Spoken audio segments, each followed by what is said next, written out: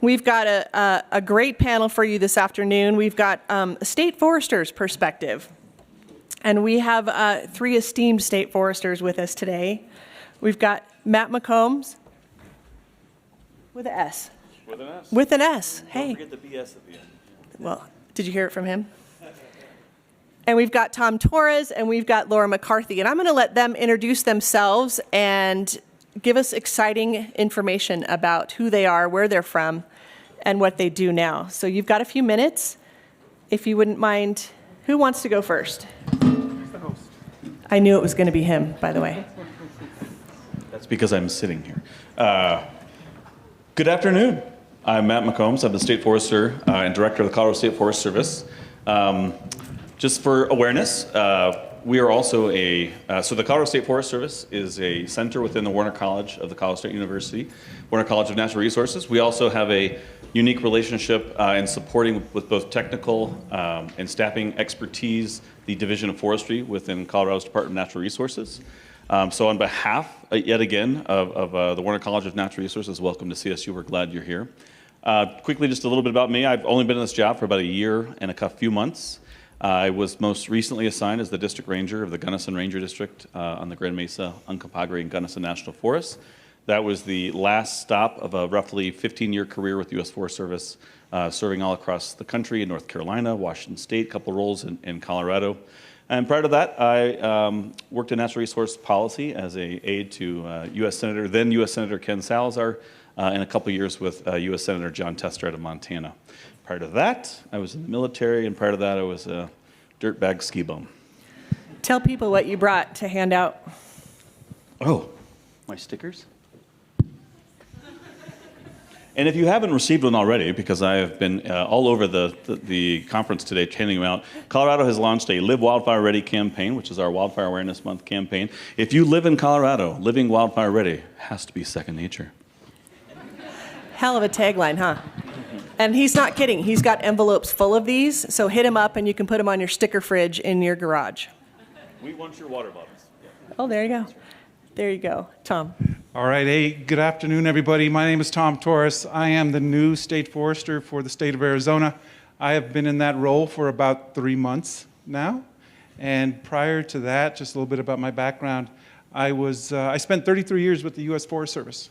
The last 10 years, I spent in Arizona on the Tonto National Forest. As some of you may know, that's headquartered in Phoenix. And during that time, I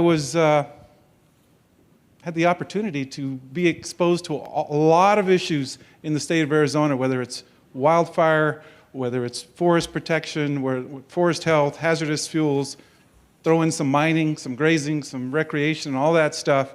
And when I was approached early December to consider applying to be the state forester, I was sort of taken aback. And I thought, well, I wasn't really, wasn't on my mind. And, but one thing led to the next, and Governor Hobbs reached out to me and said, hey, you're the perfect person for the job. So here I am, for better or worse, I'm here.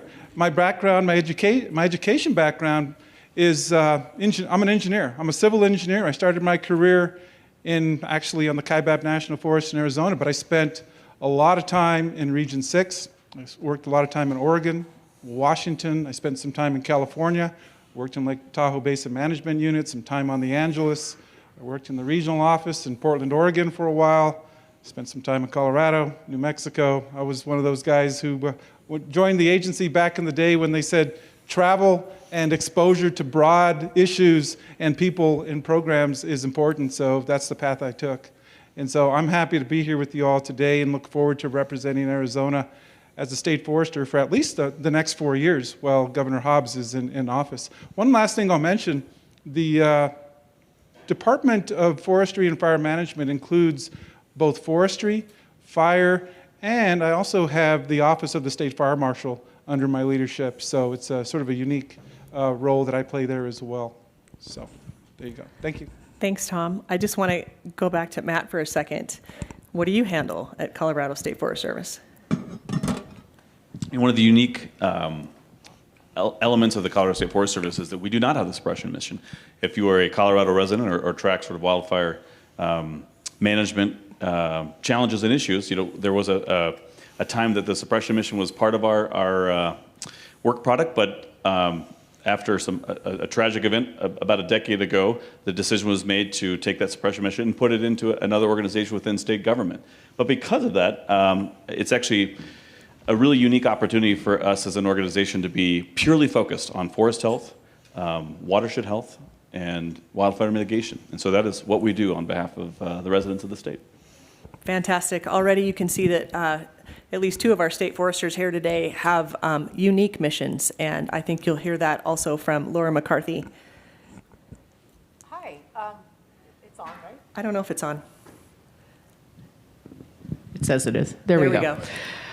Yeah, so I've been the state forester for 4 years. I guess that makes me kind of an old timer, which is sort of a surprise because, like the other two state foresters up here with me, I also have a very non-traditional background for state foresters. Typically they rise through the ranks, and so all of us, I guess, are bringing an outside and somewhat different perspective into state government, which I think is really healthy. My own background is I worked for the Nature Conservancy for 14 years, and the first piece of it was doing policy, wildfire policy, as part of the fire initiative that Emily Homan is now part of. I know she's here, and some others. Before that, I also worked for the Forest Stewards Guild for 8 years based out of Santa Fe. So I had a strong NGO background. And then my first career piece was all U.S. Forest Service. That's what I did right out of college, and I stayed with it for 12 years and moved almost every other year so that I got to work in California, Idaho, New Hampshire, and Vermont, and the WO all in 12 years. So now I've been in New Mexico 27 years, and yeah, I guess that's enough about background. As far as what we do at the New Mexico Forestry Division, we do not directly manage state lands. We do work with private landowners on forest management in a landscape that's 43 million acres. And we also have fire suppression responsibility for that 43 million acres. That's a lot. Brett's given me the high sign, and he said I didn't introduce myself. So my apologies. I'm Katie Lighthall, and I work for the Wildland Fire Leadership Council, an overarching umbrella organization, and I have the Western region. I manage the Western region for that group, and we look at a variety of different issues across the country, and in my case, in the West. And of course, we are the steward of the National Cohesive Wildland Fire Management Strategy. I hope that's good enough for you, Brett. So my thought today is we would have a little bit of a conversation. So while I do have some prompting questions, I'm hoping that the three of you will kind of chime in along with each other, and we'll see where it goes. So don't be afraid to step away from the question a little bit, and let's just have a conversation. And if we get to a point where there might be some interest in the audience for some questions, we may do that. We'll kind of see how that goes, but we've got an hour today and we want to make the best use of it. So I'm going to start off with a couple of questions and ask you just to provide some opening thoughts, some conversation around these questions. And the first one is, what opportunities for cross-boundary adaptation are uniquely within the control of a state forester, and obviously just yourselves, to have the most impact? And within that thought, you can consider climate adaptation opportunities across our rapidly changing ecological, social, and political climates. That's a lot. Maybe I'll stop there for a minute, but I do have a follow-up question to that. So, Tom, why don't you start us off? I'll be happy to. And so I'm 3 months into my job. And one of the things I've been doing is I've been asking a lot of questions, meeting a lot of people, talking with the governor and her team about what does success look like for the director of the Department of Forestry and Fire Management. One of the things that's happening in Arizona right now is the governor and her team are trying to take a more holistic, synergistic approach to things related to natural resources, namely land, which includes forestry and fire, energy, and water. And so the governor and our team have stood up an Office of Resiliency with a lot more capacity to lead and manage those programs again, holistically across the state to achieve multiple benefits, because it's all related, right? Water, energy, land, fire, all that stuff's related. And so I'm really excited to be part of that on the ground floor to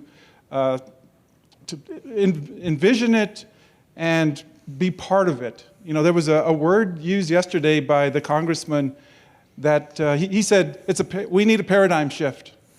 If you've heard Randy Moore talk, the chief of the Forest Service, he also talks similarly. There needs to be different ways of doing business for how we plan, implement, monitor, share our story, and all those things. So my role as state forester over the next 4 years is to sort of be that visionary leader to help the state and the number of partners that we have to deliver our mission.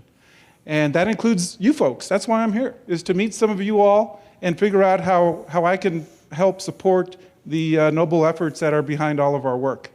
And so I'll just sort of stop there, but that is my primary mission right now, is to be that voice for forestry and fire. I'm not going to talk about the State Fire Marshal Office. That's got a whole nother list of issues, but that's my job, is to be that voice and advocate on behalf of forestry, fire, and the state and private landholders in the state of Arizona. So I'll just stop there.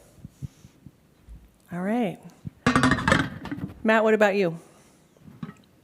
I was rereading the question, what opportunities are available or are there for cross-bound adaptation uniquely within the control of a state forester? And I'm like, what am I in control of? As I reflect on this role about a year in, one of the most important things that we can do as state foresters, I believe, is convene and bring attention. We're uniquely positioned to have a depth of understanding as it relates to the way people engage with, have feelings about, what they're concerned about as it relates to the forests. And the way that that's reflected to state actors is different to federal actors. And that's part of the thing. One of the things that I've found most unique about this role is that, all those years engaging with the public and being very focused on deploying the collaborative management model, which Dr. Tony Chang introduced me to back in the late 90s and early 2000s, that was essentially a guiding star for me as a line officer in the U.S. Forest Service, bringing people together. What I didn't realize is that people see the federal government differently than they see the state government. You just kind of assume that, like, you're there, you're engaged, you have this jurisdictional responsibility over this landscape that's deeply important to these people. We're going to engage with each other in the exact same way that we might with other players. And having taken off that green uniform and engaging in this role, I find that there's just a lot of missing pieces of information that aren't being conveyed because of the jurisdictional and relational boundaries that naturally exist between different levels of government and organizations. And so what I get really excited about when I look at this panel is the diversity of languages that they speak, organizational and cultural languages, as it relates to the work that we do, and being able to bridge those boundaries that are very hard to determine or to discern if you aren't jumping between these different entities. And so convening and bringing attention to the things that are critically important is a key role that a state forester can play. And in this amazing moment of opportunity, where the largest investments in the history of forestry have been both committed at the federal level and here in Colorado, we have an immense opportunity to bring focus and bring people together around these resources and meet the moment. Chief Moore also talks about we cannot fail. And we talk a lot about that inside the State Forest Service and as we engage with the myriad of partners and actors that we work with on a daily basis. We cannot miss this moment. We have to step into the breach and deliver, because these resources are not guaranteed to last forever, right? This is a sort of a down payment on the problem, and we have a really unique opportunity to bring states, federal actors, and local actors together in a way that will allow us to step into that gap and face down the problem that affects all of us. Thanks, Matt.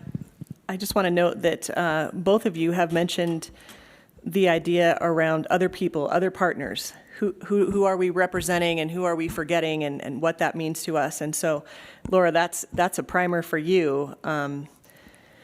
Tell us about your opportunities that help you have that impact, but I think part of that is the partnership role. Yeah, I think, first I have to start by giving homage to the Hermit's Peak and Calf Canyon fire, which is just, it's been such a defining event for all of us in New Mexico. And there are many tragedies associated with it, but one of them that relates to the theme of this panel is that fire started in an area where there could have been tremendous potential for cross-boundary work at a large scale. And because of a number of factors, including partnerships and the state of the partnerships, it wasn't the priority. It didn't get the funding for big-scale treatments. And it was kind of a forgotten place where the treatment sizes were in the 100 acres here and there, 10 acres here and there. And we all know that the kind of wildfire behavior that we can see, like that kind of treatment, is ineffective. So I know that's kind of a negative spin on it, but to kind of carry it a few steps further, we do have this incredible opportunity with funding and the development of some innovative tools to help us bust barriers that have held us back. Not as many tools as we need and not as fast as we need, but there is something there to work with. And I think the challenge for us as state foresters and for all of you who are partners is to make sure that we're really working in the highest priority places, and that there's always going to be the potential for a start someplace that we haven't gotten to yet, but we need to think really strategically about where we put our time and energy. And for me, I feel fortunate that when I started as state forester, we were also right at the beginning of the state forest action planning process. And so we were able to use our state forest action plan collaboratively with our statewide forest and watershed health coordinating group of 60 partners and organizations, plus the Forest Service, to figure out together and come up with a shared set of 10 priority landscapes. So let me ask you, you named quite a few partners there, or those collaborative efforts. What is it that you all need from those partners and those collaborations, given that we've learned some hard lessons, that we now have to speak those hard truths and learn from those and figure out how to collaboratively address those? What is it that you need from those collaborative efforts? What are you getting from them? What are you giving to them? We're giving them money, and what we need from them is to get the work done and to figure out, to find the sticking spots and to be articulate about what the problems are, and then to hold agency partners, whether it's us as a state or our Forest Service partners, to hold them accountable to break through the morass. Because actually, planning the work is really easy compared to doing the work. And I hope that we'll get to a point where we can look in the rearview mirror and see that we've learned a whole lot about the doing, but I think we're still very much in the middle of that. Matt? I would just echo. So, I applied. I sold myself as a bureaucratic obstacle obliterator. And it's one of my favorite things to do, is to identify the policy interpretation or the organizational cultural barrier or the relationship that is in disrepair, and move towards a solution-based discussion that will likely try to heal or remove, right? But you don't know what you don't know, and this goes back to that. And I used to call it like this: there's this sheen you have as a federal player that you don't know about until you take off. You leave the agency and you find out that people aren't always telling you everything that you need to know as it relates to the challenges that they're facing. But they will tell potentially a different player in the game. And we've got to figure out how to encourage people to speak frankly about what the challenges are, even if it's relational. Even if it's about, I don't really like that person, and I can't frickin' work with them. And so we're not going to do that thing that we ultimately need to do. And as leaders, and what I've discovered is that this is all about leadership and relationships at this sort of level. And it's so critically important for folks, especially at that local and collaborative level, to be forceful in their feedback on what their expectations are and what they want to see as far as that reality is that they're trying to create with you, so that you can be that voice of reason and sometimes leverage some of that political or organizational power to move things past the barrier. Because what I've discovered is that success begets success. Once we move through that uncomfortable space of working together in ways that we haven't in the past, you sort of leave behind all of that anxiety and that fear of loss or burden shift or mission creep. That can sometimes be the reason why we don't move out at the pace, the scale that's equal to the problem. And so that's what I would ask of partners, is to continue to be forceful in your feedback and hold accountable the folks that are put in the positions of power to commit that have the position or that can commit the resources. Because if we don't know, we'll go merrily along thinking that things are as they should be and that they couldn't be better. I'll just offer that, number one, thank you for your comments. And I just want to acknowledge, I agree wholeheartedly with what Laura said about needing to be strategic in where we place these investments on the landscape. At the same time, though, there's a sense of urgency, right? We're getting this money, there are expectations. I can tell you my elected officials in Arizona expect big things. And we heard it from the congressman yesterday. He expects big things. And so not only is it a leadership challenge, but it's a management challenge. One of the things I failed to mention in my opening remarks is part of my educational background. My graduate work is in organizational management, so I sort of have a keen sense of, and I always think about that. What are those systems that are in place that will allow us to increase our work in terms of pace and scale? And yesterday when Tony was giving his opening remarks, one of the things that caught my attention was he mentioned that our systems are complex and dynamic, and those systems also apply to our management systems, our political systems, our budget systems, and our organizational systems, just how we get work done. And so that's one of the things that I'm focused on, is how do we organize and build that organizational capacity to make things happen quickly while being strategic. And it's a huge challenge. I don't think anybody in this room is under guessing what that challenge looks like, because each one of us have a different role in getting to that place where our landscapes are protected, our firefighting resources are available, and all that kind of stuff. So in my mind, this is the most important management and organizational challenge we have collectively, whether you're at state level, federal level, or even at the local level. So thinking about, you've been there 4 years, Laura, you've been there a few months, and you've been there about a year, and we're talking about the necessity for those partnerships and the feedback. Who's missing? What have you learned? What do you envision? What have you learned in a year? For who else needs to be a part of that system to provide all those things that you need?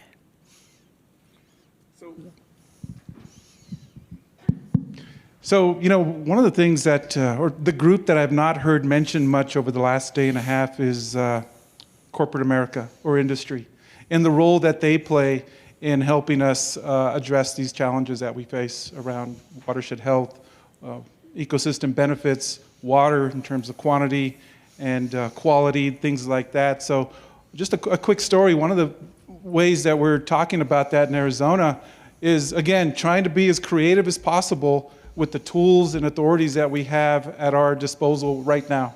There's been a lot of work over the past few years to give us new authorities and as well as money. And quite frankly, I don't think we understand completely what those new authorities allow us to do, and we need to be creative. And so being creative in terms of corporate America, one of the things we've done in Arizona is, at DFFM, we've really sort of engaged with the Forest Service to expand our ability to help with implementation via Good Neighbor Authority. And we have, in part of that is being creative with the development of an MOU that is essentially brokers money from private industry, corporate America, if you will, to help fund some of those projects because they have an interest. Most big, large corporations have, ecological sustainability goals, and it's primarily measured in carbon, right? And so we can talk about that further, but that's just one sort of innovative way that we're thinking in Arizona to get corporate America at the table to redeem their responsibilities in the health of the watersheds and the natural resources we have on the landscape. So I'll just stop there. All right. That makes me think about one of the partners or one of your stakeholders, if I could use that word for all three of you, would be private landowners. And the cohesive strategy, you all know, says all of your stakeholders need to be at the table to prioritize, identify what's at risk of loss, all of those things. So the question is, what can state forestry agencies do to ensure private lands are considered, I needed bigger font, apparently, are considered in cross-boundary planning and prioritization efforts, along with potentially corporate America? I think that's one of our bigger challenges. And I don't know about your agencies, but certainly our New Mexico Forestry Division for many, many years was about delivering services to private landowners. And the scale of the thinking was that private ownership. And the programs, mostly federal programs through the Farm Bill, that gave money to cost share for private landowners were not encouraging cross-boundary work. So we have some culture and really practices within our organization that trend away from where we're actually trying to go with the kind of forest management activity that's going to make a difference when the wildfire comes. And we've started to see some change through the landscape scale restoration program that I think goes back 2 farm bills ago, like the 2013 or 14. It got reauthorized in 18. Now it got this big pump of money for a version of it in the Inflation Reduction Act. And so that's one component. But I think that what I'm trying to work on with our staff is provide training in things like collaboration, encouraging them to spend time with their private landowners and in a collaborative group setting to start to build some of those bridges. And one program in particular that is brand new, the Community Wildfire Defense Grants program, I think has a lot of potential because it can go onto private lands and it can work really well in concert with the wildfire crisis strategy. So I see a lot of potential there. I like that. Yeah, so I would add, we could absolutely, one of the things that hits me is this idea of I guess the way I frame it with both in my U.S. Forest Service life and in this role is this idea of adjusting your gaze, right? The gaze awfully sort of stops at your jurisdictional responsibility, and we don't have any necessarily hard lands that we manage within the agency. There is a state forest, but it's a public lands, Department of Lands, state asset that we manage on their behalf. And so we have to really adjust our gaze to look beyond the private parcels and think comprehensively as it relates to the landscape. And in doing so, when we have the opportunities to engage under the concept of shared stewardship with our federal partners, we're already looking at these landscapes in a way that blurs the lines so that you can see the entirety of the work that's in front of you. And if you think about shared stewardship, it's cross-boundary at scale. And there's a third pillar that sometimes is a really huge challenge, and this idea of shared priority setting. The instinct is not deep in some of the federal players to look outward and bring folks in to have that conversation. And there's a variety of reasons for that, but one of the things that state forestry agencies can do is to be present and to engage in ways that facilitate all of us adjusting our gazes in the way that we see the landscape and the way that we see that work inside, that we all have a piece of it. And then accountability is a huge part. I mean, I love this role because I get to mix it up with a bunch of my former colleagues and be like, but you said, like you wrote it down and then you signed it. And now I get to hold you accountable to it. And then in turn, ask for that reciprocal accountability. Are there things that we committed to as a state that need to be executed in a way that meets the expectations, the shared expectations that we established together? And those are touchy, sometimes rough conversations, but they've got to be had, and we have to do it in a sort of a generosity of spirit, acknowledging, and this is something I counsel a lot of my colleagues, because one of our favorite pastimes apparently as state foresters is to, complain about the U.S. Forest Service. And so I try to help provide context to they're under a lot of pressure. This isn't, I remember what I love about my job is we are narrowly focused on forest health and watershed health and mitigation. And that kaleidoscope of other issues I dealt with as a district ranger have been somewhat removed from my life. And that, having this generosity of spirit and acknowledging the challenges that are in front of all of us and trying to be a burden shifter, a burden, taker, as opposed to a burden maker on some of those folks is a role that we have to learn how to play better as state foresters. I like that nobody has it completely figured out yet. And something that Emily Homan said yesterday, where are you, Emily? I was looking for you. Hi. You said, allow ourselves some forgiveness that there's so much more to do and so much more to learn. And I haven't forgotten the intent, even if I didn't get the words right. But I think that we see that a little bit in the three of you, in that you're learning, we're trying to figure out how to do it better together and figure out that path that's going to get us to the landscape scale and really make a difference. We know that cross-boundary landscape restoration is more than just managing trees. How are state forestry agencies, your 3 state agencies, connecting with communities? That's the other piece that we haven't talked about yet. A little bit around partnerships and collaboration, but what is that connection with your communities to increase resiliency of people and landscapes who coexist? And I'll insert my own cohesive strategy vision here. We use the word learn to live with wildland fire, but we've talked about coexisting with fire. So what's your interaction with communities and what piece does that play?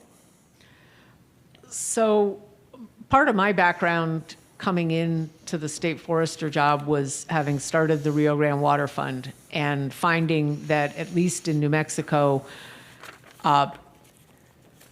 communities can really connect to the idea of where their water comes from when they're engaged in a conversation about it. And I think that is one of the key benefits and outcomes of the cross-boundary work and thinking.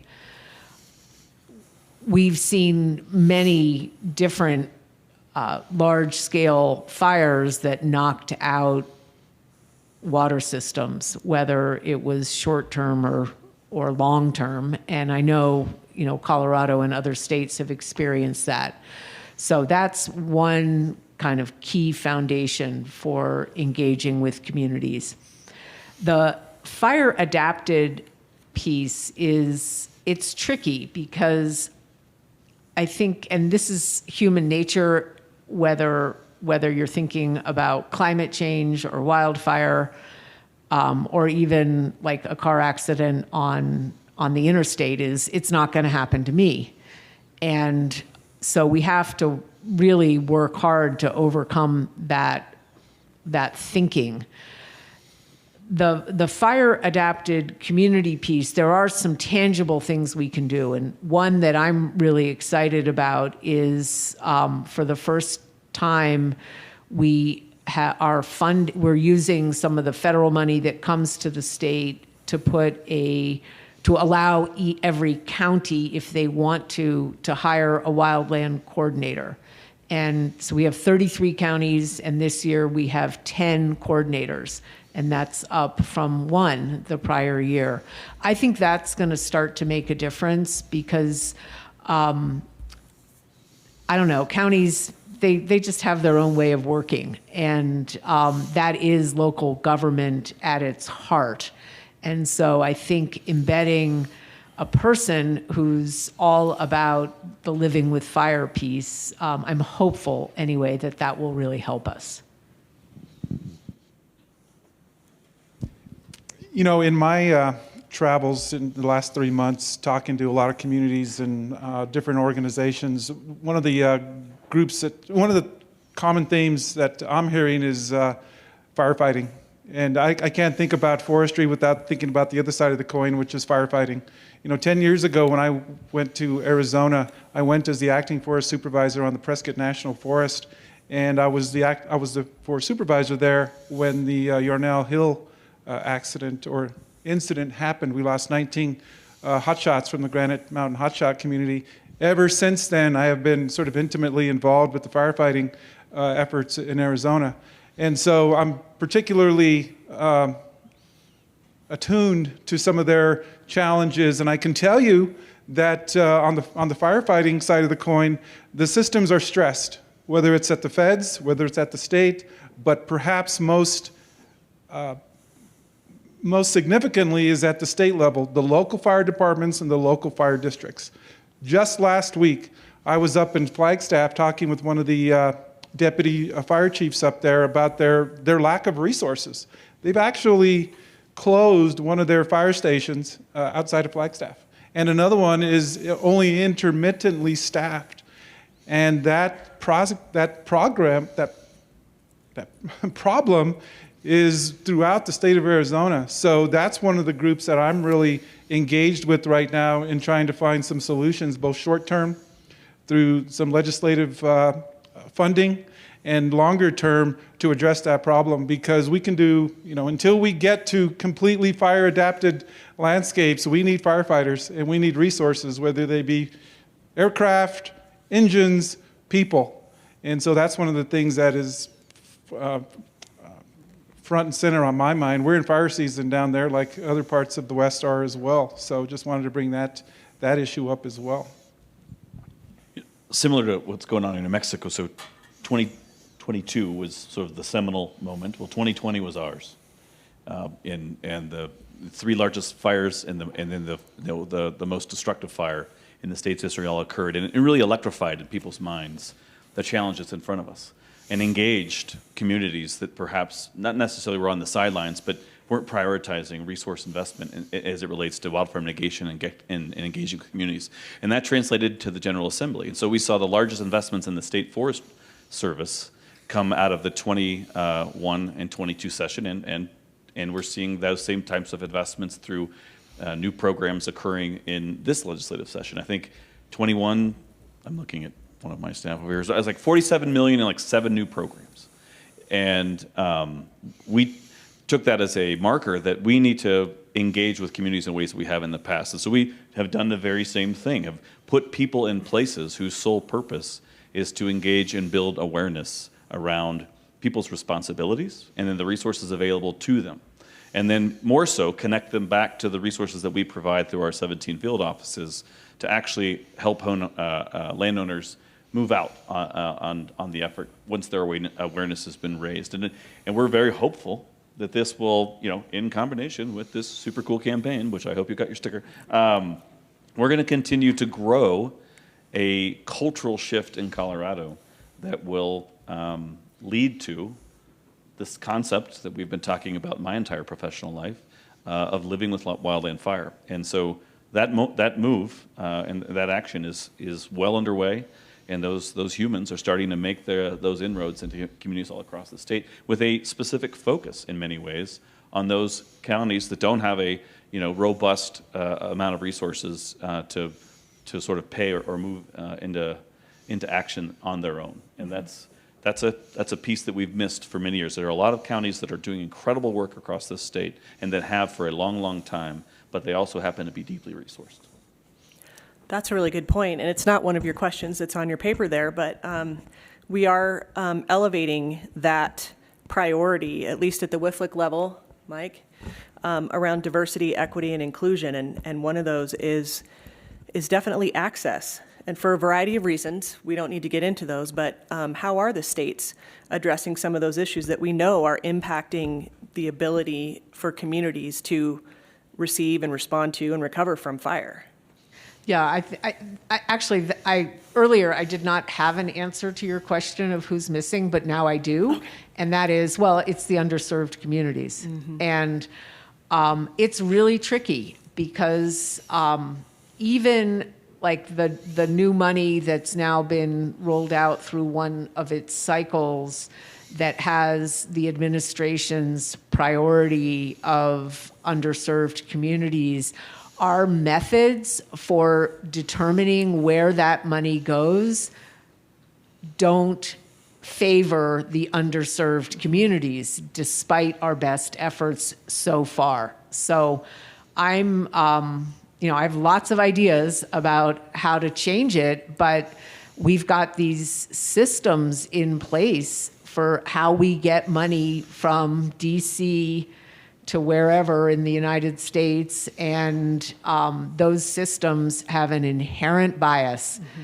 And I've been voicing it, but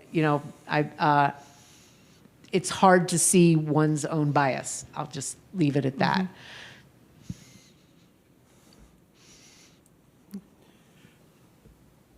So another favorite pastime in Colorado is so I was born and raised on the Front Range, and there's this wild divide, culturally, politically, a variety of things, over at least the majority of my life, between sort of the western slope of Colorado and the in the Front Range, and then when the 10-year strategy, the 10-year landscape, the U.S. Forest Service, which is essentially like border to border, north to south, of the Front Range, was named.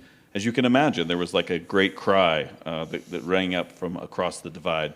At yet again another indicator of population centers and politics dictating where resources go. And so we immediately made commitments with the U.S. Forest Service and the State Forest Service and the variety of partners that we work with to continue to move out in those communities. And we're trying to live up to that. But there's like an entire other third of the state that goes all the way to Kansas. And so one of the things that I'm interested in is trying to figure out ways that we can, acknowledging that there are not a bunch of forested landscapes on the plains, there are riparian corridors that are deeply in need of restoration as it relates to the South Platte and Arkansas outflows, as well as huge opportunities for urban and community forestry and agroforestry to be part of the solution as we move forward. And so that's something that we're committed to, is trying to reimagine how we can continue to serve communities that have long been marginalized for lack of representation and lack of resources. And then if you look sort of down in the San Luis Valley, it's another place that historically we've found immense challenges to draw down resources.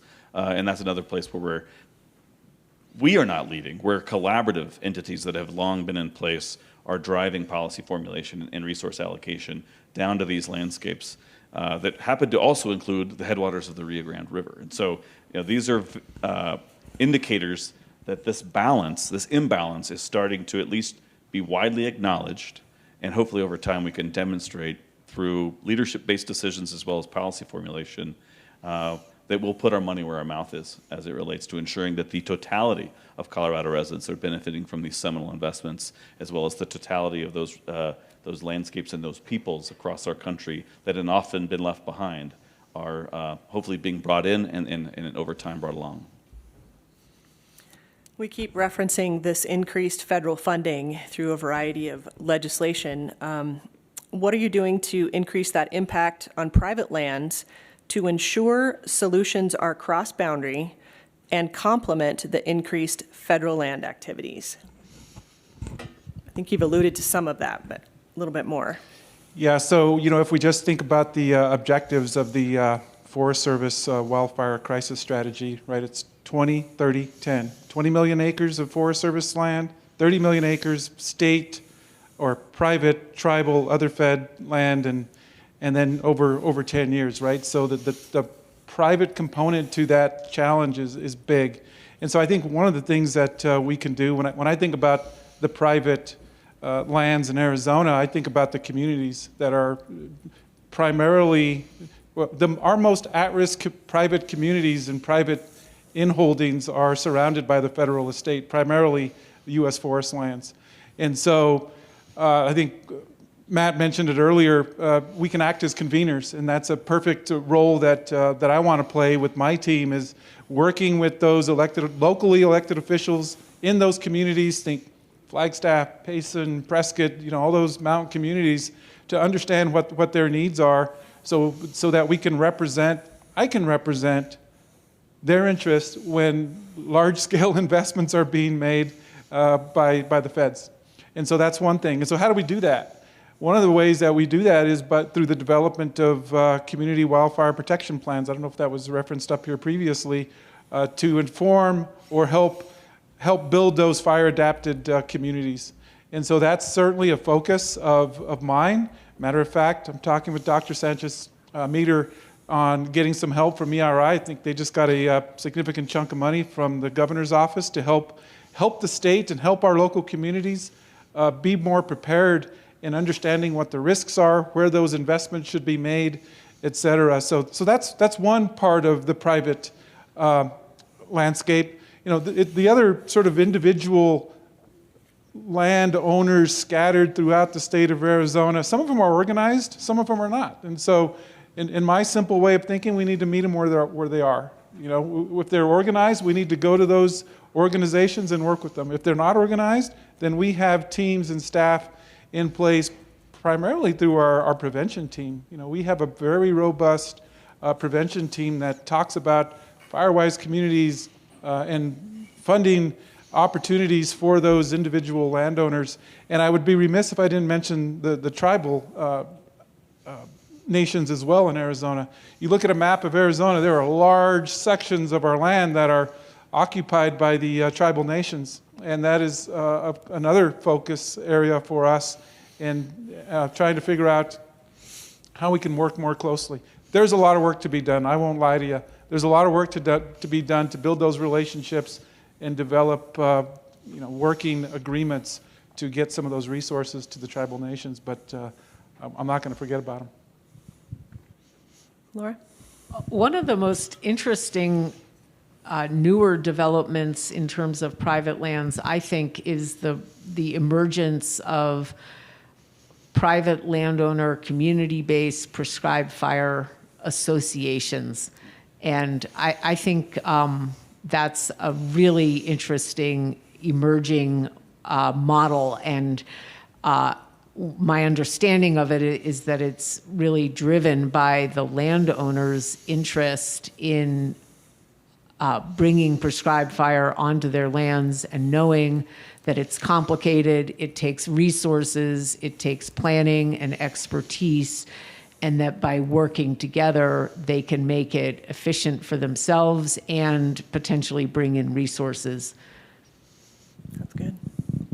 I would just close on that question that, on the resource side, the state of Colorado, I'm just absolutely proud to say, has sort of doubled down on their investments as well. Is millions of dollars of agreements and Good Neighbor Authority have come into being over the last decade or 5 to 10 years, and that our staff has just done an incredible job of surging into that opportunity in that moment.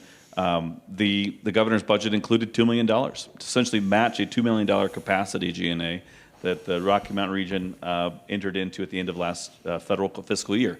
And those are like the kind of signals to some of our federal partners that the states are just as deeply committed to ensuring that the project planning implementation is comprehensive of the total demand for action, for the need as it relates to the total landscape. And we're going to continue to find ways to offer, to be a relief valve, for the immense pressure and expectations that rest on the backs of the U.S. Forest Service and the BLM and others, and then also continue to move out in ways that allow us to come into alignment and be good participants in the programming that's been offered through NRCS and other agencies. Because there's a give and take there, but we have to be good partners. We have to acknowledge that there's constraints that sometimes are not movable, and then change our own thinking and our own behavior to match up with those opportunities. Because the number one thing we have to do as a state forester, from my perspective, if we're going to achieve stewardship of Colorado's forests for present and future, which is our mission, is to be as dynamic as we possibly can and to surge in every opportunity that draws down resources to activate within the borders of the state. So how do you balance maintaining your own obligations to manage your own non-federal lands or other obligations, while also expanding the capacity for things like GNA and shared stewardship and any other increased expectations that ties you to federal lands management? It's really hard. And, my priority this week, for example, really is and needs to be writing position descriptions for some of the new hires that we now have funding to do because of the federal money that, tells us we can put it into projects or capacity or both, and we chose both. But there's a lot of work involved in that. That's the managing the bureaucracy part, the organizational management and systems development. And we have to balance the time spent on that versus time engaging with the cross-boundary partners. And, for myself, I try to do both, but I also need to be protective of that time to get the nuts and bolts stuff done. From a project perspective, when I think, I've mentioned that, a lot of our at-risk communities in Arizona are surrounded by the federal estate. So there are 8 identified fire sheds in Arizona. And so, when I think about the priorities of the state of Arizona, I think about the really good alignment between the state, the feds, and our local communities. So, when I think about where am I going to marshal our resources, when I say I'm going to invest and make a decision to spend a lot of our capacity in GNA, to me that's a win-win-win, because it's my priorities, it's the Fed's priorities, and it's the local community priorities. So in that regard, it's relatively simple. But just like Laura said, there is a lot of demands on. I sort of consider DFFM in Arizona as a startup organization. 2.5 years ago, after the Telegraph fire, which was 200,000 acre, one of those mega fires in Arizona terms, the state of Arizona, the legislature and the then Governor Ducey made available about $75 million. It was $75 million in a special session to finally recognize the importance of firefighting and forest health and post-fire flooding as well. Which is another whole topic, but I won't go there. But, since then, last year in 23, well, we are in 23, but we're moving quickly into 24, we were given another $65 million to advance our program, build more capacity. And so, here we are in 24, and like Laura said, it takes a lot of effort to stand up a program and develop new policies, get new equipment. Heck, even just finding office space for all these new employees is a challenge. And so, one of my goals as a state forester in Arizona is to work with the legislature and the governor's office to transfer that one-time funding into regular appropriations so we have a continued flow of money and commitment to the resources and the firefighting efforts in Arizona.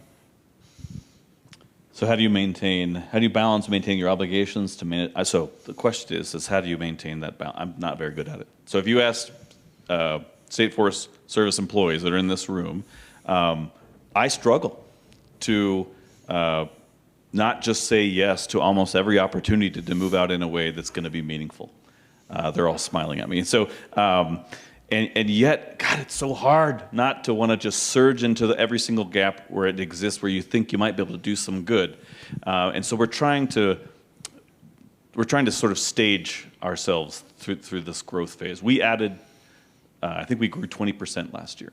And I think we're going to, with an additional investment from the governor's office that I just referred, we might grow about another 12 to 13% again. And so that is kind of intense. And it's not just foresters; it's all of the support folks that come along with it. And that growth phase is kind of scary. And I keep saying we're sort of in the hourglass, that really tight part of the pressure phase of an hourglass, and that there will be some release, is what I keep promising. But I don't necessarily know if that's even true, because if the resources keep coming, the demands for our time and our focus will continue to grow. And we are deeply tied to our traditional state and private mission. We are proud of the work that we've been doing for decades on behalf of residents. But we also, we've adjusted our gaze. And we look at all of Colorado's forests now within the purview of this agency. And we want to be there for our key partners when they need and ask for help. And so I'm still figuring this out. And I look to staff and I look to the agency to be a check on my own unbridled ambition to fundamentally change the nature of everything. But that being said, this is our moment.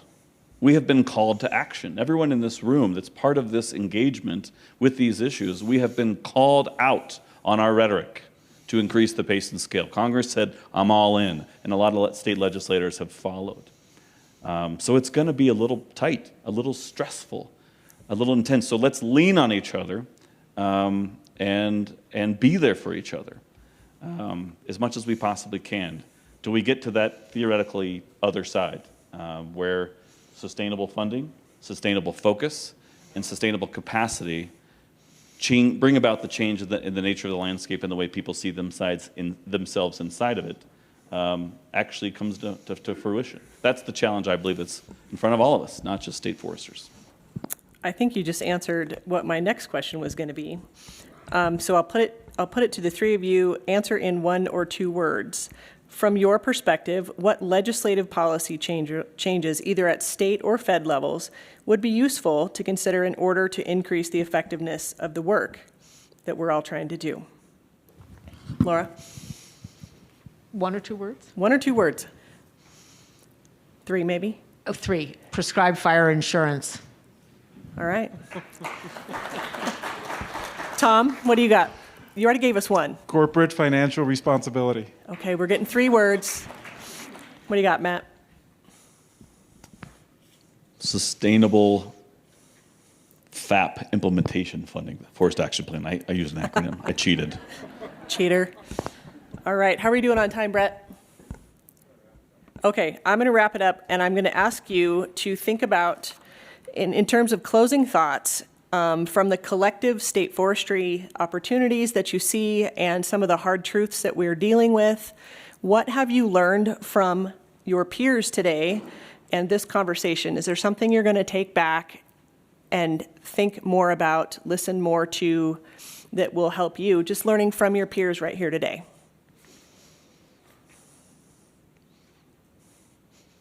Sorry, I didn't write that one down ahead of time.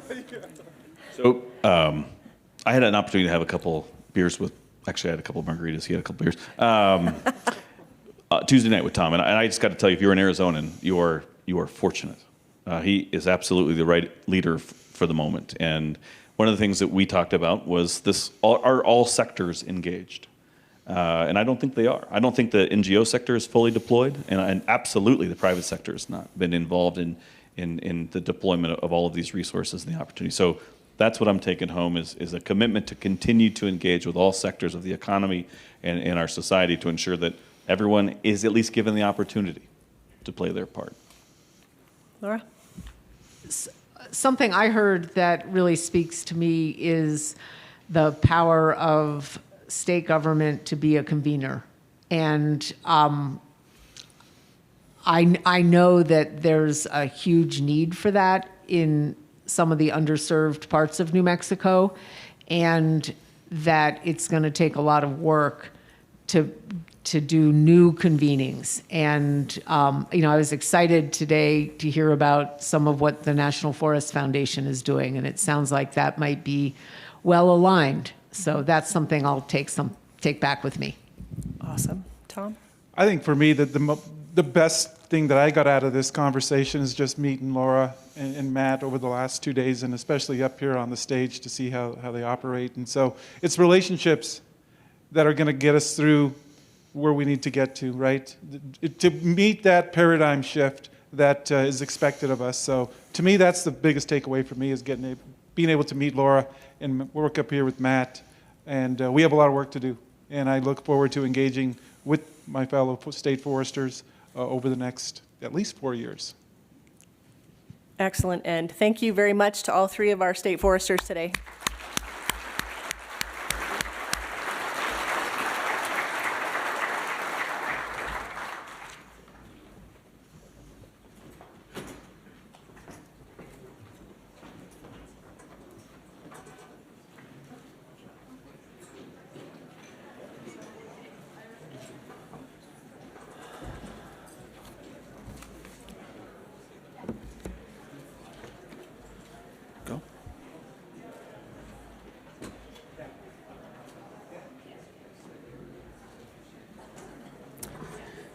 Okay, so hey everyone, my name is Eitan Krasilovsky. We're gonna roll right forward with another presentation from two wonderful people. And so right after that presentation, not now, but after the presentation, we're gonna have a break. And then we're going to roll ahead into our implementation breakouts. And as a reminder, our implementation breakouts are topical. And so look in your program, find the room assignment and the topic you're passionate about, the theme you're passionate about, go there. If the room is full, please go to your next highest topic. And so with that, I'd like to thank the state foresters from the 3 states and Katie Lighthall for listening and sharing and showing up. And building on the themes that we've been hearing about stubborn optimism and saying yes first, we have 2 wonderful people who put in the hard work to address a novel human challenge and a justice issue as well in fire, forestry, and fuels. And so join me in welcoming Sasha Stortz and Chaz Robles to this presentation. And I'm going to do a brief introduction for Sasha and Chaz. So Sasha is the Southwest Program Senior Manager for the National Forest Foundation, where she leads a team focused on funding and implementing forest health, watershed, and responsible recreation projects in Arizona and New Mexico. She's spent over 14 years working in collaborative natural resource management and led a collaborative planning process in northern Arizona. Before joining NFF, Sasha was raised in the rainforests, so something very different for us here, the rainforests of Southeast Alaska, and now lives with her family in Flagstaff. Chaz Robles leads the Ancestral Lands Conservation Corps, and he's the director of that corps. He fell in love with corps work in California's Mojave Desert as a member of the Student Conservation Association. After working in the Mojave for several seasons, he then led high school age crews with Rocky Mountain Youth Corps and became a field supervisor with Southwest Conservation Corps. In 2013, he began the Ancestral Lands Program, working with the Bureau of Indian Affairs and Acoma Pueblo to support existing programs and create new communities, new conservation opportunities in indigenous communities in the Southwest. And he's helped direct and grow the program over the years, including helping ancestral lands become recognized as a full-fledged core of conservation legacy. And in 2021, he became the director of the Ancestral Lands Conservation Corps. So I'm going to pass the mic over to Sasha and Chaz. So come on up.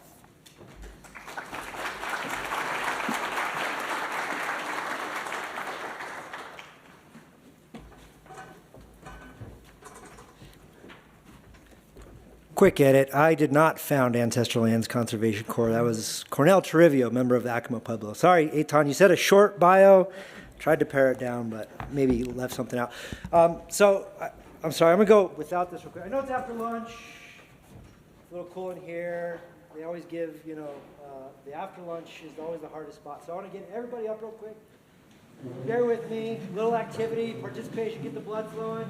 You may feel a little silly, but it's okay. It's all right, go with it. We're getting out of our comfort zones a little bit. Give yourself a little room. This doesn't involve flailing limbs. So we're going to start with our right hand up, and we're going to shake it 5 times, and we're going to all count together. 1, 2, 3, 4, 5. Then we're going to go to our left hand. 1, 2, 3, 4, 5. Right leg, shake it. 1, 2, 3, 4, 5. Left leg. 1, 2, 3, 4, 5. Booty. 1, 2, 3, 4, 5. Okay? So that's the basis. And then we're going to start counting down. So then we're going to go right hand 4, and then we're going to all the way down to 1. All right? We call this shaking 8s. In the interest of time, we're going to go shaking 5s today. All right? So everybody all together now. Ready? 1, 2, 3, 4, 5. 1, 2, 3, 4, 5. 1, 2, 3, 4, 5. 1, 2, 3, 4, 5. 1, 2, 3, 4, 5. 1, 2, 3, 4. 1, 2, 3, 4. 1, 2, 3, 4. 1, 2, 3, 4. 1, 2, 3, 4. 1, 2, 3. 1, 2, 3. 1, 2, 3. 1, 2, 3. 1, 2, 3. 1, 2, 1, 2, 1, 2, 1, 2, 1, 1.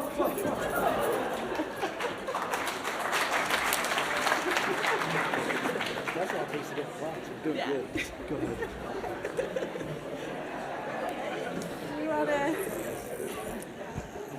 What feels good? Yeah.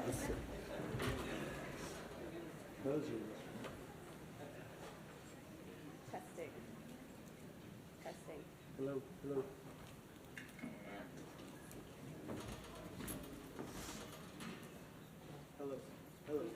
Yes, stop it.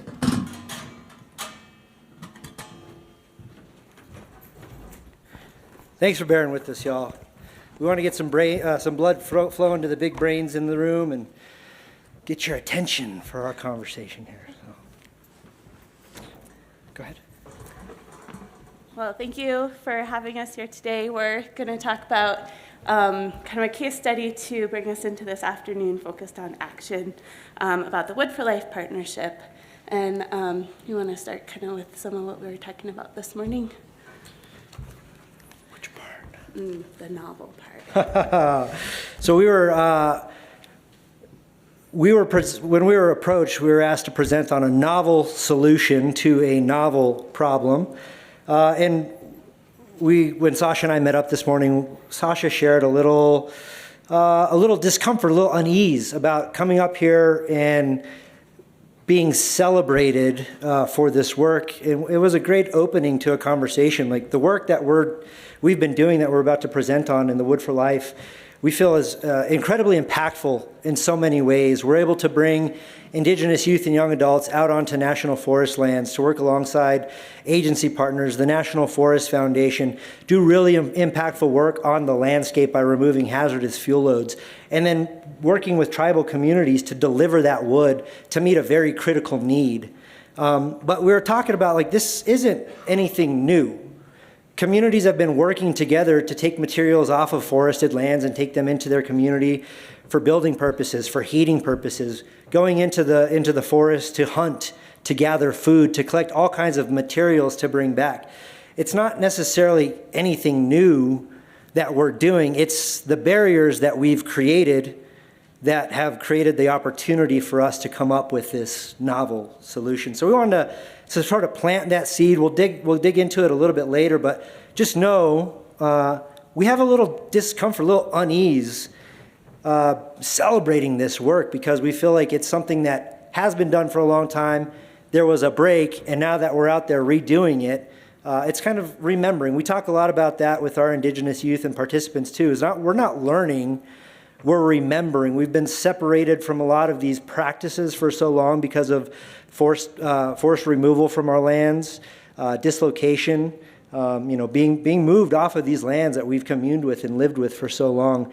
We're not learning, we're remembering. So that's part of our practice too. And sometimes that remembering in our bodies, that last exercise that we did, it can be a little uncomfortable, but it's that stretching into it that allows us that opportunity to really flourish. Oh yeah, that thing's tricky. I'm scared. Okay, there you go. So a little bit about Ancestral Lands Conservation Corps. We were established in 2008 in the Pueblo of Acoma as a way to bring Conservation Corps programs to Indigenous participants and communities. For many years, programs have been recruiting Indigenous youth to their programs. There was a lot of success, but we saw a lot of barriers as well, mainly the distance that folks had to travel. So the solution that was created is just bring the Conservation Corps model to our communities, create programs that are meant to serve our participants, meet them where they're at, and center the program in our Indigenous lifeways and practices. We are part of the national nonprofit organization Conservation Legacy. We have programs across the country doing similar work, except working with youth and young adults from all backgrounds, not necessarily exclusively Indigenous youth like Ancestral Lands Conservation Corps. Since 2008, we've been able to partner with tribes to open up new offices in the Pueblo of Zuni, the Hopi tribe, in Gallup, which is not on the Navajo Nation, but we partner directly with the Navajo Nation. This year, we're in our second year of operating out of the Pueblo of Isleta, just south of Albuquerque. We're excited to start a new program in partnership with Wind River Indian Reservation up in Wyoming. And we have an individual placement or an intern program that serves partners with tribes, partners with federal agencies, partners with local nonprofits across the country. And as mentioned before, I'm with the National Forest Foundation. So we're a nonprofit. We were chartered by Congress as an official partner to the Forest Service. And I work across our region in Arizona and New Mexico, where we primarily focus on fundraising and implementation for forest health, watershed, responsible recreation projects. And we've been really lucky to get to be part of the Wood for Life partnership in that role.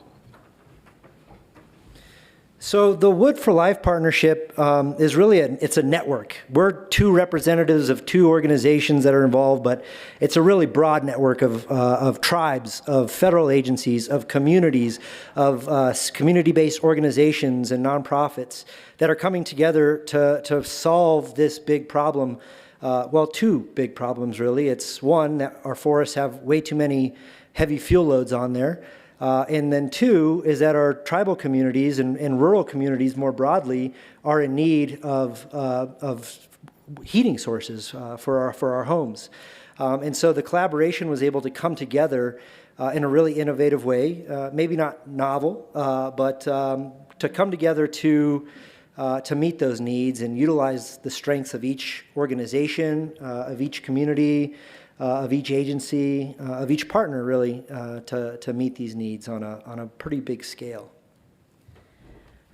So really, none of us can do this alone. We've had this great partnership with Ancestral Lands and with many of you in the room, with many of those listed on the screen and probably more that I've not managed to remember. So this has been an incredible partnership. I feel really humbled to be a part of it and just want to acknowledge that we're going to share a piece of the story today, but really the story is a complex web of lots of folks working together, saying yes, saying how can I help? So I mentioned the need, and really a lot of this started when in 2019, when the Navajo generating station closed down. And this was a huge win environmentally. This was a coal-burning power plant that was dumping a ton of pollution that was impacting the Navajo Nation, Hopi Reservation, the surrounding community in Arizona and the Four Corners region. So it's a win. An unintended consequence of that is that a lot of tribal communities, a lot of tribal homes were relying on the coal that they were getting from that mine, from that generating station, to heat their homes. And so there was a heating crisis that was created when that generating station shut down. The Peabody coal mine had been operational since 1973, giving coal to the community for free. And so I don't know how many folks have been out on the Hopi Nation or the Navajo Nation.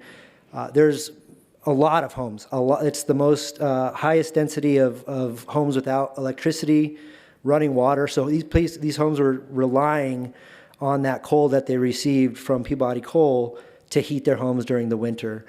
So there really was a heating crisis. That was the driving force behind the collaboration and the opportunity for us to partner to meet that need. So with the closure of the mine, the Coconino and the Kaibab over in Arizona started getting an uptick in requests for firewood access when tribal consultation was happening. And You know, of course, at the same time, we're also trying to accelerate the pace and scale of restoration and facing that biomass bottleneck. A lot of smaller diameter wood, potentially lower value. It might be piled on site for burning. It might not have a place to go, as we all know. And so it was pretty clear that there was a wood supply, there was a demand, but how do we connect the two? And transportation was one of the many barriers that was identified as kind of a key issue, the logistics around that. Some pretty far distances between the forest and Navajo Nation, Hopi, and so we kind of came into that space of how can we fill some of this gap, what can we try? And we were able to start piloting some approaches alongside Ancestral Lands Conservation Corps to begin delivering wood off of a few projects in the Flagstaff area and really just kind of see how it would go, demonstrate a proof of concept. And that was in around 2020, and it just feels like there's this snowball that's been building and going downhill ever since, and we're still kind of running after it. Go ahead. So where we're at today is we have a partnership of over 60 organizations that collectively have connected thousands of cords of wood from forest restoration projects in the Four Corners region and beyond with primarily indigenous communities and other rural communities. And you know, there's a lot of wins in this partnership. There's benefits to forest restoration projects. There's benefits to communities. There's benefits to working with youth. From a forest restoration perspective, I have some examples of projects that we would have been really stuck without Wood for Life. You heard about the Bill Williams project yesterday. That project, we were operating 1 year off of a really small landing area, and because of markets, the wood wasn't moving off the landing as fast as we wanted it to, and work was getting backed up and slowed down. And we were able to pull some of a deck aside and deliver it to partners, to wood banks, and kind of start to create some space and be able to keep the work flowing on that project. In another example, there was a project on the Coconino where a hand thinning had occurred, but the way some of the wood was left behind, there wasn't comfort from fire crews to come in behind and do prescribed fire. And we were able to work with Koho for Hopi and Shiz for Che, and they came out and they took the wood out of some pretty tough to access areas because they needed it, and were serving a whole network of elders and left the project area in a condition when so that folks were ready to burn. Additional impacts, you can see some photos here of our participants who are out there in the field processing and preparing those decks or bucking down to firewood length. So our whole mission is to work with indigenous youth and young adults, put them back on ancestral homelands, even if they're no longer part of the modern day reservation boundaries, and give them some skills, some workforce development skills. A lot of our folks here that you can see, running the chainsaw, they get a chainsaw certification that's recognized by the U.S. Forest Service. So there's that professional development, workforce development aspect of it. They get paid. There's an AmeriCorps Education Award. So there's a lot of personal and professional development opportunities and benefits to them.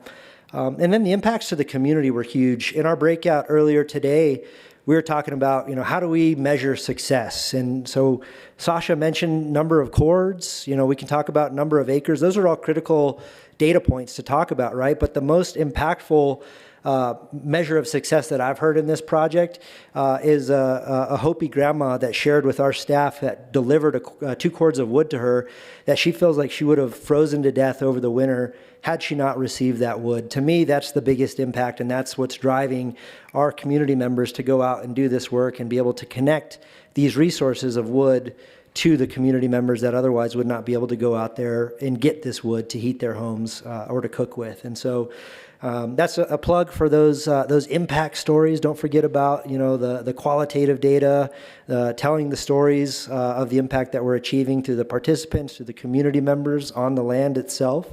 We tend to get focused on those acres and cords, and again, those are super critical, but they don't tell the entire story.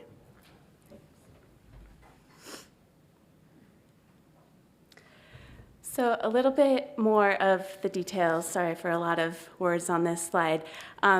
But there's a lot of ways and authorities and mechanisms that the forest has to convey wood, specifically to tribal governments, as well as to other partners, industry, nonprofits as well. And after trying a lot of different things, kind of one of the main ways that we are operationalizing Wood for Life with the Forest Service is through stewardship agreements, where we're able to enter into those stewardship agreements with NFF and specify that all or a portion of that wood off of that project is designated for the Wood for Life program.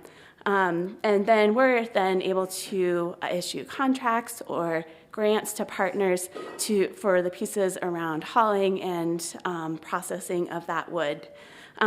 This piece about mechanisms has been a big learning area. There's so many different tools: free use permits, deck sales, stewardship agreements, and kind of every time we work with a new forest, I feel like we learn kind of a new way that we can convey the wood. But the piece around valuation and tracking of wood towards targets has definitely been like a big learning space and kind of in some ways a culture shift and a problem-solving space that has really been key for the success of Wood for Life. And so folks in the forest being willing to look at biomass maybe in a different way and enter into the agreements that'll allow this to happen has been really key.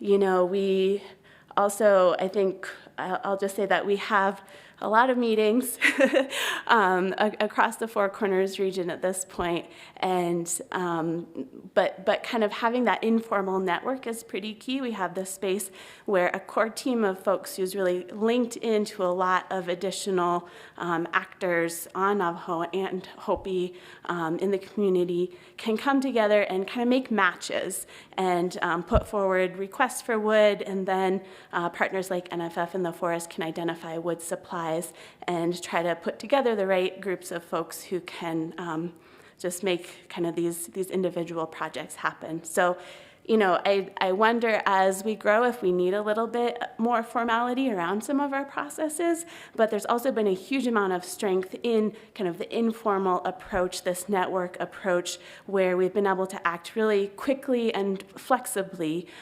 because we're working at that community level and in a relationship-oriented way. I guess just I'll touch briefly on a couple of the projects. In Region 3, we have projects right now going on the Coconino and on the Santa Fe National Forest. Over in Arizona, we don't have a self-loading log truck available, so that kind of limits some of the way that we work together, but we've been able to do a lot of great work with Ancestral Lands and with other partners on hand thinning projects where there's in-woods processing, like that Dairy Springs project, which was a Firewise project around recreation residences, and then organized pickup events where folks come out to the woods and pick up the firewood. The Rock Creek project is part of the Rio Chama CFLRP, and over the next couple of weeks, we're going to start moving some wood off of that project to the tri-chapters on Eastern Navajo, where there's been some firewood access changes with some of the lands immediately bordering Eastern Navajo, and so starting to kind of strengthen and build that partnership around firewood access off of the forest. And then there are others in this room who can speak more to the work happening in Region 2 and have been really integral to that happening. But up on the San Juan, there's been amazing work as well to start to connect wood from projects on the Columbine and Dolores districts.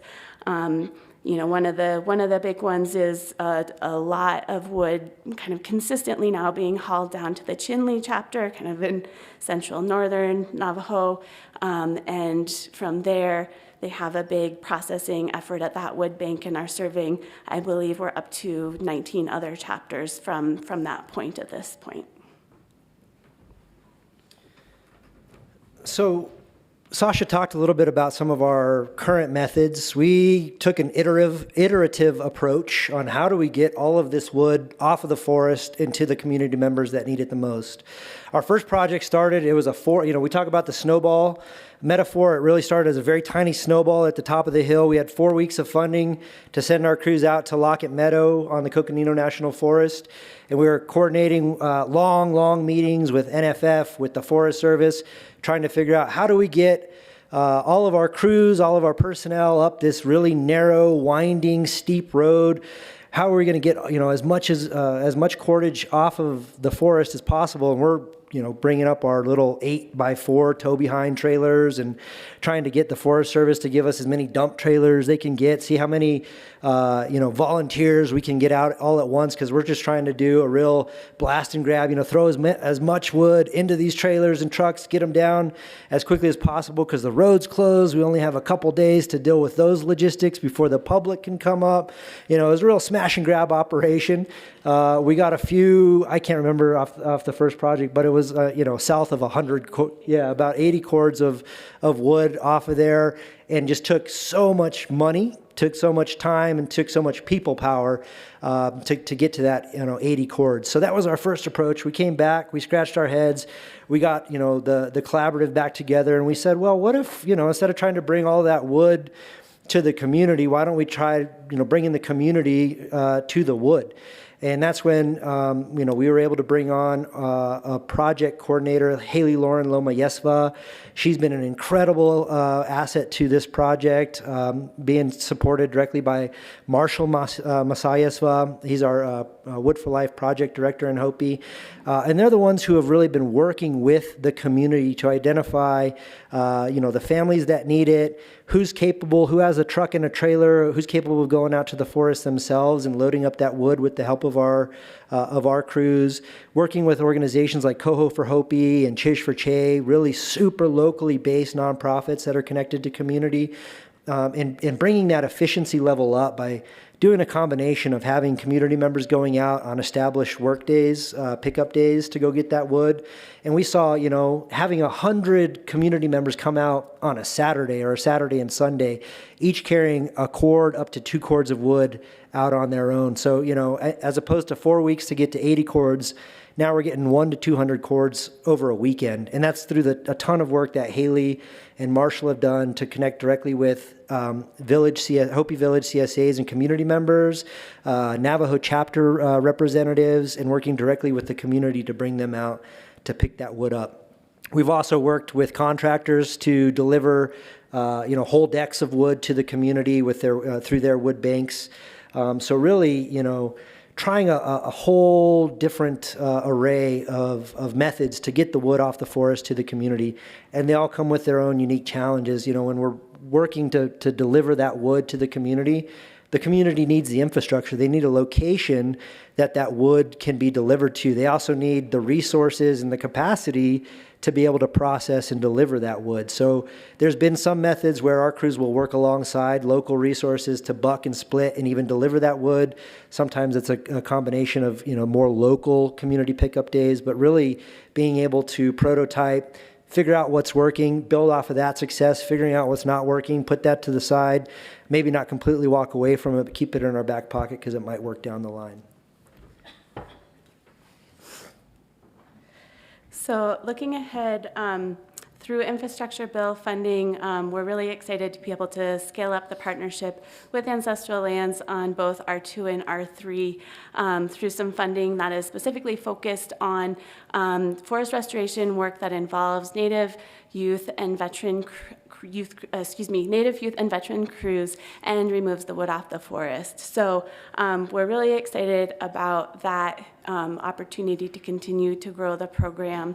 And we're also, this year, Marshall is piloting an approach to kind of use the whole tree. So there's going to be firewood, but also some traditional home building, poles, as well as mulch for agriculture. That's all coming through this community coordination. And the program is growing. So up here, I've listed some of the additional work that's starting to happen under the banner of Wood for Life. And I know there's a lot more happening that maybe isn't called Wood for Life, but there's so much incredible partnership happening in this space that is just pretty exciting to see. So up in Idaho, we've had kind of a long-standing partnership that's growing.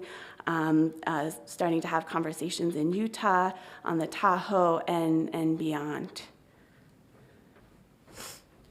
And so there's a lot of questions and desire to look to this as a model, and we're excited to share lessons that we've learned, to work with other communities, other tribes especially, to bring these this model, these resources to bring these materials to the community. So Sasha talked about the other ways that we're bringing. It's not just, Wood for Life started as firewood, very much focused on the firewood resource.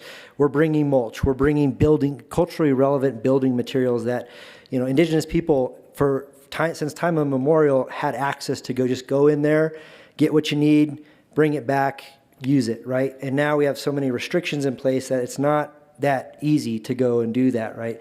So the big thing that we're looking to do with this model is, again, not be prescriptive with it, bring those best practices, bring those lessons learned, but center these conversations in community.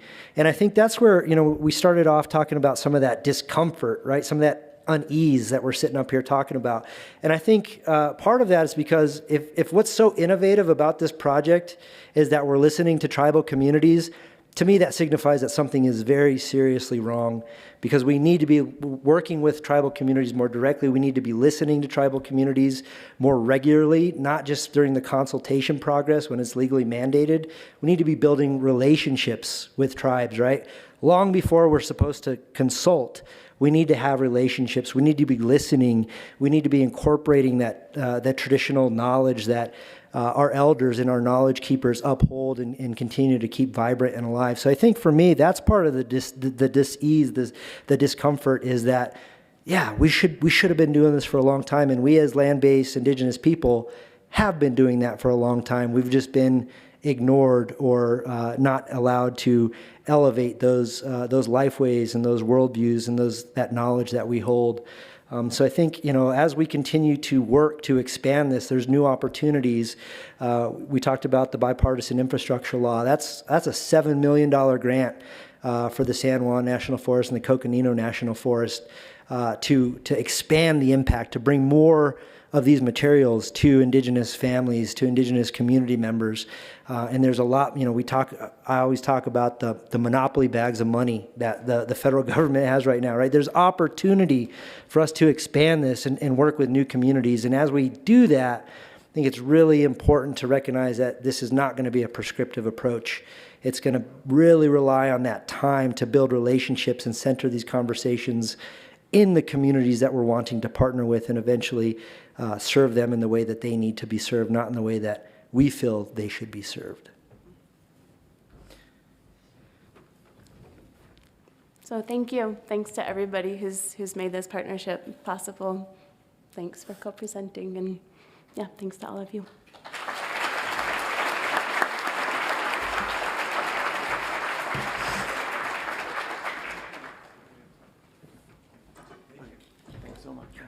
Okay, thanks, Sasha and Chaz.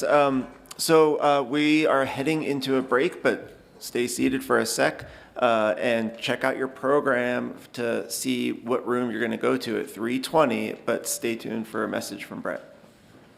Well, so just about this breakouts, these are a little different. All the other ones so far, we've all had the same conversations in all the same breakout rooms, and this is a little different. So we have topics in each one identified, and if you're confused, just look at the first word is underlined. If you want to talk about fire, we got a room for you. Go talk about fire with all the fire people that do fire, right? If you want to talk about funding and how to move funding back and forth, there's a room with experts there.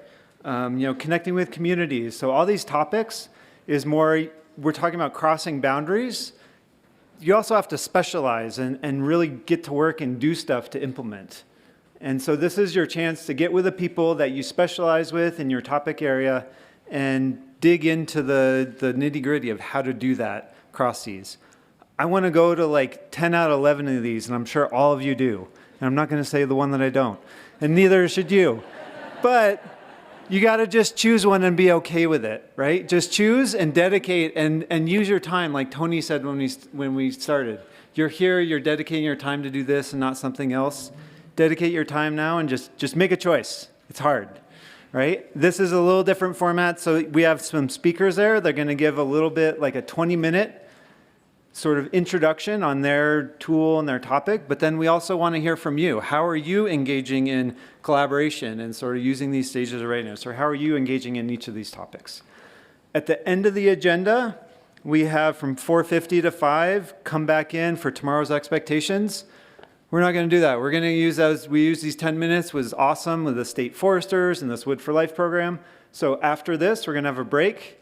You go find your breakout topic room and do the breakouts, and then we don't have to all come back here at the end. We just use those 10 minutes for these great time with our state foresters and Wood for Life and other things. So that's how it's going to work for now. For tomorrow's expectations, I'll just cover that right now. 8:30 a.m., we'll start there. Tomorrow, we're all in breakouts all together, and we're going to help. We haven't done a lot of report outs. That's a lot of the breakouts, and a lot of what we're talking is sharing what we've all heard tomorrow together. So there's food and drinks over there. Grab a little snack on your way to a breakout room. There is one breakout in here, remember. Thank you.